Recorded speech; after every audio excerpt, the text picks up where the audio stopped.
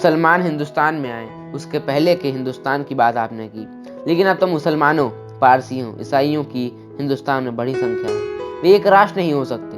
कहा जाता है कि हिंदू मुसलमानों में कट्टर बैर है। हमारी कहावतें भी ऐसी हैं, मियाँ और महादेव की नहीं बनेगी। हिंदू पूर्व में ईश्वर को पूजता है तो मुस्लिम पश्चिम से पूजता है।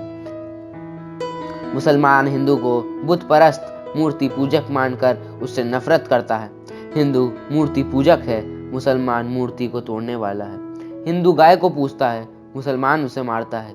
हिंदू अहिंसक है, मुसलमान हिंसक। यूं पग पग पर जो विरोध है वह कैसे मिटे और हिंदुस्तान एक कैसे हो। तो अब मैं गांधी जी द्वारा रचित हिंद स्वराज का 10वां अध्याय आपके समक्ष रखने जा रहा हूँ। संपादक यानी गांधी जी। आपका आखिरी सवाल बड़ा गंभीर मालूम होता है, लेकिन सोचने पर वह सहज मालूम होगा। ये सवाल उठा है, उसका कारण भी रेल, वकील और डॉक्टर है। वकीलों और डॉक्टर का विचार तो अभी करना बाकी है। रेलों का विचार हम कर चुके हैं। इतना मैं जोड़ता हूँ कि मनुष्य इस तरह पैदा किया गया है कि अपने हाथ पैर से बने उतनी ही आने जाने वगैरह की हलचल उसे करनी चाहिए। अगर हम रेल वगैरह साधनों से दौड़ धूप करें ही नहीं तो बहुत पेचीते सवाल हमारे सामने आएंगे ही नहीं। भगवान ने मनुष्य की हद उसके शरीर की बनावट से ही बांध दी, लेकिन मनुष्य ने उस बनावट की हद को लांघने के उपाय ढूंढ निकाले। मनुष्य को अकल इसलिए दी गई है कि उसकी मदद से वह भगवान को पहचाने, पर मनुष्य ने अकल का उपयोग भगवान को भूलने में किया। मैं अपनी कुदरती हद के मुताबिक अपने आसपास रहने वालों की ही सेवा कर सकता हूँ, पर मैंने तुरंत अपना मगरूरी से ढूंढ निकाला कि मुझे तो सारी दुनिया की सेवा अपने तन से करनी चाहिए। ऐसा करने में अनेक धर्मों के और कई तरह के लोगों का साथ होगा।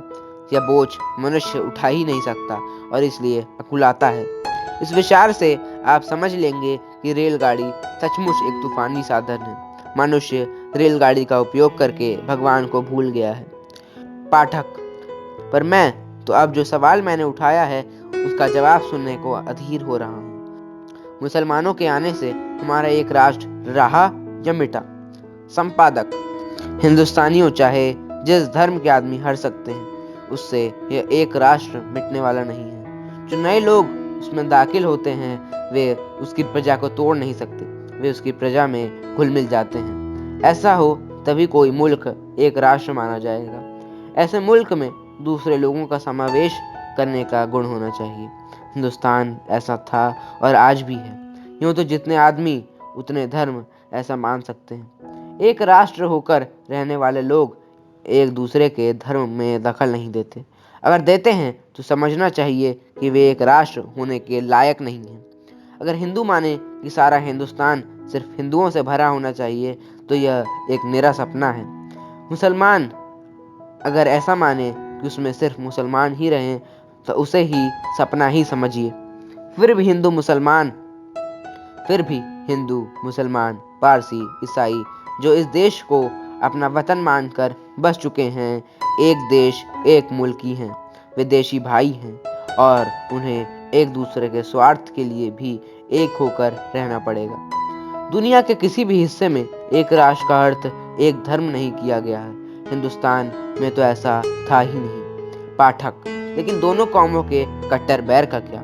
संपादक, कट्टर बैर शब्द दोनों के दुश्मनों ने खोज निकाला है। जब हिंदू मुसलमान झगड़ते थे तब ऐसी बातें भी करते थे। झगड़ा तो हमारा सबका बंद हो गया है, फिर कट्टर बैर काहे का? और इतना याद रखिए कि अंग्रेजों के आने के बाद ही हमारा झगड़ा बंद हुआ, ऐसा नहीं है। हिंदू लोग मुसलमान बादशाहों के मातहत और मुसलमान हिंदू राजाओं के मातहत रहते आए हैं। दोनों को बाद में समझ में आ गया कि झगड़ने से कोई फायदा नहीं। लड़ाई से कोई अपना धर्म नहीं छोड़ेगा और कोई अपनी जिद भी नहीं छोड़ेगा। इसलिए दोनों ने मिलकर रहने का फैसला किया। झगड़े तो फिर से अंग्रेजों ने शुरू करवाए। मियाँ और महादेव की नहीं बनती, इस कहावत को भी ऐसा ही समझिए। कुछ कहावतें हमेशा के लिए रह जाती हैं और नुकसान करती ही रहती हैं। हम कहावत की धुन में इतना भी याद नहीं रखते कि बहुतेरे हिंदुओं और मुसलमानों के बाप दादे एक ही थे। हमारे अंदर एक ही खून है। क्या धर्म बदला इसलिए हम आपस में दुश्मन बन गए। धर्म तो एक ही जगह पहुंचने के अलग अलग रास्ते हैं। हम दोनों अलग अलग रास्ते लें, इससे क्या हो गया? उसमें लड़ाई काहे की? और ऐसी कहावतें तो शैवों और वैष्णवों में भी चलती रहती हैं, पर इससे कोई यह नहीं कहेगा कि वे एक राष्ट्र नहीं है। वेद धर्मियों और जैनों के बीच बहुत फर्क माना जाता है, फिर भी इससे वे अलग राष्ट्र नहीं बन जाते। हम गुलाम हो गए हैं, इसलिए अपने झगड़े हम तीसरे के पास ले जाते हैं। जैसे मुसलमान मूर्ति का खंडन करने वाले हैं, वैसे हिंदुओं में भी मूर्ति का खंडन करने वाला एक वर्ग देखने में आता है। ज्यों-ज्यों सही ज्ञान बढ़ेगा, त्यों-त्यों हम समझते जाएंगे कि हमें पसंद न आने वाला धर्म दूसरा आदमी पालता हो तो भी उसे बैर भाव रखना हमारे लिए ठीक नहीं।